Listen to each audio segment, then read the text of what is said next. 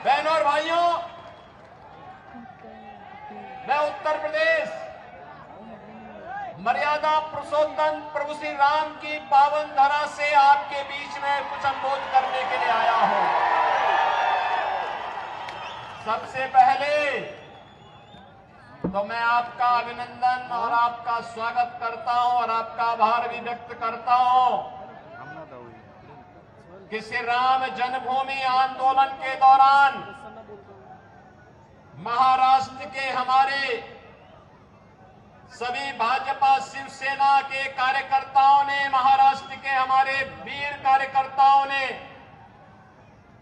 जिस आंदोलन में बढ़ चढ़ करके भाग लिया और उस दौरान राम जन्मभूमि मुक्ति के उस आंदोलन के साथ जुड़ करके सफलता अर्जित की, आज प्रधानमंत्री मोदी जी के प्रयास से और आप सबके सहयोग से अयोध्या में भगवान राम का भव्य मंदिर बन गया है। अयोध्या में प्रभु राम का यह भव्य मंदिर हम सब भारतवासियों के लिए भव्य भारत के राष्ट्र मंदिर का एक चित्रण प्रस्तुत करता है।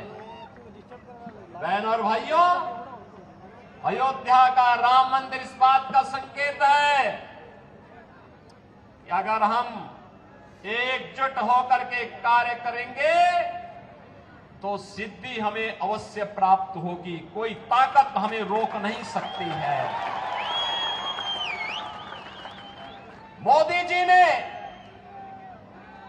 प्रधानमंत्री मोदी जी ने 10 वर्षों तक इस देश के अंदर अथक प्रयास करके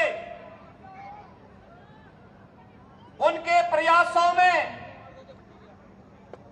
बाबा साहब भीमराव अंबेडकर का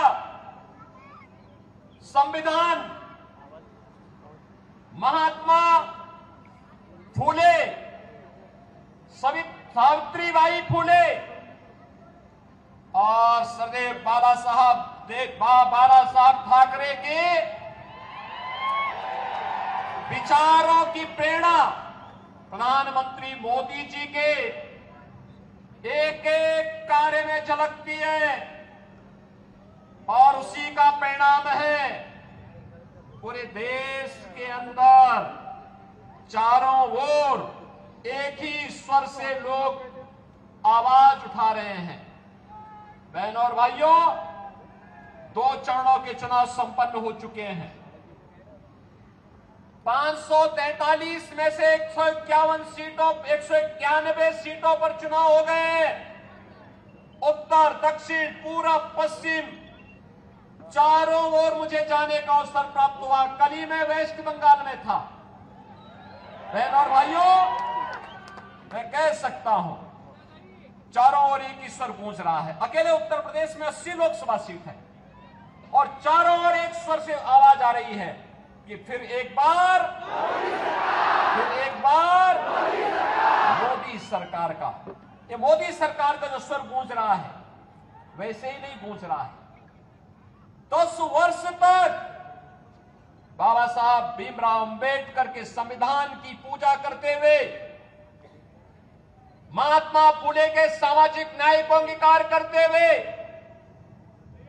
सावित्रीबाई फूले के महिला सशक्तिकरण के अभियान को आगे बढ़ाते हुए और सरदेव बाला साहब ठाकरे के हिंदुत्व की प्रचंड ज्वाला को आगे बढ़ाते हुए जो सिंहनाथ मोदी जी ने किया है, आज उसका परिणाम हम सबके सामने है। 140 करोड़ भारतवासियों का दुनिया के अंदर सम्मान बढ़ा है। भारत की सीमाएं सुरक्षित हुई हैं। एक सुरक्षित भारत किस रूप में सुरक्षित हुआ है? आज कोई भी देश, कोई भी दुश्मन भारत की सीमा का अतिक्रमण नहीं कर सकता। आतंकवाद, नक्सलवाद समाप्त। अगर कहीं जोर से पटाखा भी फूटता है तो पाकिस्तान पहले सफाई देता है कि मेरा हाथ नहीं है, क्योंकि इसे मालूम है ये नया भारत है, छेड़ता नहीं है। लेकिन अगर कोई छेड़ेगा तो फिर उसको छोड़ता भी नहीं है।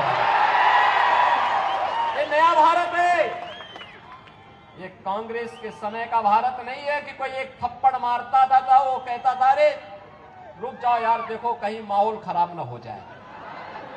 ऐसा नहीं है, अगर कोई थप्पड़ मारेगा तो जोरदार घूंसे से उसका जबड़ा तोड़ने की हिम्मत आज का भारत रखता है। और इसलिए बहनों और भाइयों, मैं आज आप सबको यही कहने के लिए आया हूं, डेवलपमेंट का कार्य मोदी जी ने 10 वर्ष में जो तैयार किया है, ये विकसित भारत की आधारशिला बन चुका है। भारत आज दुनिया की सबसे बड़ी उभरती हुई अर्थव्यवस्था के रूप में स्थापित हुआ है। कौन ऐसा सच्चा भारतीय होगा जो अपने देश को विकसित भारत के रूप में न देखना चाहता होगा? हर भारतवासी की इच्छा है, क्योंकि जब मेरा देश आत्मनिर्भर होगा, विकसित होगा, तो हर चेहरे पर खुशहाली होगी, हर नौजवान के हाथ में रोजगार होगा, हर किसान आत्मनिर्भर होगा, हर बहन और हर माताएं, हर बेटियां स्वावलंबन की ओर अग्रसर होंगी, हर श्रमिक खुशहाल जीवन व्यतीत करेगा, हर व्यापारी का व्यापार बढ़ेगा। और यही तो मोदी जी चाह रहे हैं। इसी भारत की परिकल्पना को साकार करने के लिए वे प्रयास कर रहे हैं। कांग्रेस ने तो गरीबी हटाओ का नारा दिया था, 65 वर्षों में गरीबी नहीं हटा पाए। मोदी जी ने मात्र 10 वर्ष में 25 करोड़ लोगों को गरीबी रेखा से ऊपर उठा करके खुशहाल जीवन व्यतीत करने के लिए छोड़ा। आज बहनों और भाइयों, पूरे देश के अंदर 80 करोड़ लोगों को फ्री में राशन मिल रहा है, 60 करोड़ लोगों को 5 लाख रुपए की आयुष्मान भारत की सुविधा मिल रही है, 50 करोड़ लोगों को जनधन अकाउंट खुल गए।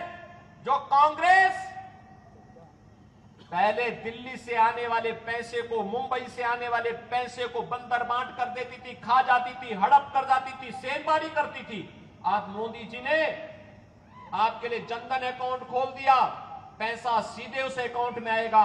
कांग्रेस के लोगों को अब उसमें सेंधमारी करने का अवसर नहीं मिलेगा। बहनों और भाइयों, 12 करोड़ किसानों को किसान सम्मान निधि, 12 करोड़ घरों में शौचालय बन जाना, 10 करोड़ घरों में उज्ज्वला योजना का एलपीजी का सिलेंडर फ्री में पहुंच जाना, और 4 करोड़ गरीबों को एक प्रधानमंत्री आवास मिल जाना, 2.5 करोड़ घरों में बिजली की रोशनी पहुंच जाना, इंफ्रास्ट्रक्चर में highway, railway, metro, rapid rail, IIT, IIM, triple IT, NIT, world class university, 1 district 1 medical college और एम्स की जो श्रृंखला पूरे देश के अंदर खड़ी हुई है, ये नए भारत को विकसित भारत के रूप में प्रस्तुत करने की आधारशिला है। और इसीलिए आज मैं कहने के लिए आया हूं, बहनों और भाइयों, विकास भी है, गरीब कल्याण भी है, सुरक्षा भी है, सम्मान भी है, और उससे भी बढ़कर के है आपकी आस्था का सम्मान। क्या अयोध्या में प्रभु रामलला का मंदिर ये कांग्रेस के लोग बना पाते क्या? ये लोग बना पाते क्या? इनसे उम्मीद करते हैं क्या? कांग्रेस के लोग तो क्या कहते थे राम हुए ही नहीं, और जब राम मंदिर बन गया तो फिर कहते थे कि मंदिर की डेट कब, जब राम मंदिर के लिए जब फैसला हो रहा था तो ये क्या कहते थे कि अगर फैसला होगा तो खून की नदियां बहेंगी। अरे हमने कहा देखो हम हैं यूपी में, चिंता मत करो, खून की नदियां नहीं, एक मच्छर भी नहीं मरने वाला, चिंता मत करो। और भाइयों, यूपी में पिछले 7 वर्ष में एक भी दंगा नहीं हुआ। 25 करोड़ की आबादी है, एक दंगा नहीं, कोई कर्फ्यू नहीं, और बड़े बड़े माफिया, एक तरफ राम मंदिर बना है और दूसरी तरफ बड़े बड़े माफियाओं का राम नाम सत्य है कि ये है यूपी। लेकिन मैं केवल आपसे कहने के लिए आया हूं, ये लोग आपकी आस्था का सम्मान नहीं कर सकते, कांग्रेस के लोग नहीं कर सकते, वो लोग आपको गुमराह कर रहे हैं। बहनों और भाइयों, ये वही कांग्रेस है जिसने राम के अस्तित्व पर प्रश्न खड़ा किया था, और यही कांग्रेस है जिसने ने हिंदुओं को अपमानित करने के लिए हिंदू आतंकवाद का शब्द भी दिया था। हिंदू आतंकवाद, क्या हिंदू आतंकवादी होता है क्या? ये कांग्रेस के लोगों को क्या हो गया था? यूपीए की सरकार थी और तब इन्होंने हिंदू आतंकवाद शब्द भी दिया था। और आप याद करिए कौन व्यक्ति था देश का गृह मंत्री उस समय, याद करिए। उसी के लोग, उसी के परिवार के लोग आज चुनाव लड़ने के लिए यहां पर अपने खूनी पंजे के साथ आपके बीच में आए होंगे और उसी से सावधान करने के लिए मैं आपके बीच आया हूं, आपसे कहने के लिए। उस समय इन्होंने कहा था, जब मालेगांव के विस्फोट हो रहे थे, तब इन्होंने कहा था इसमें योगी आदित्यनाथ का भी नाम होगा, हम सीबीआई का रेड कराएंगे। हमने कहा एक बार प्रमाण के साथ भेजना मेरे पास थोड़ा। अपने कृत्यों पर इनको कभी पश्चाताप नहीं होगा। और बहनों और भाइयों, हिंदुओं को अपमानित करने के लिए, हिंदू आस्था पर कुठाराघात करने के लिए इन्होंने क्या कुछ नहीं किया है। कांग्रेस साथी तो 65 वर्षों तक शासन करने का उसे अवसर मिला था।